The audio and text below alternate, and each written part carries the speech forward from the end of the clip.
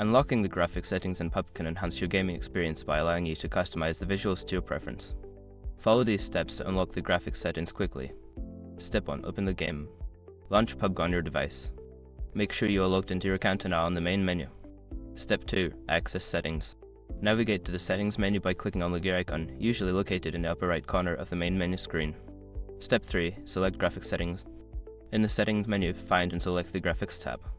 This is where you can adjust the visual settings of the game. Step 4. Adjust graphics quality. Look for the option that allows you to change the graphics quality.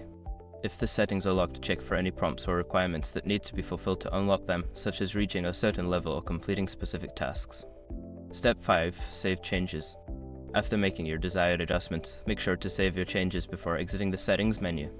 This ensures that your new graphic settings are applied the next time you play.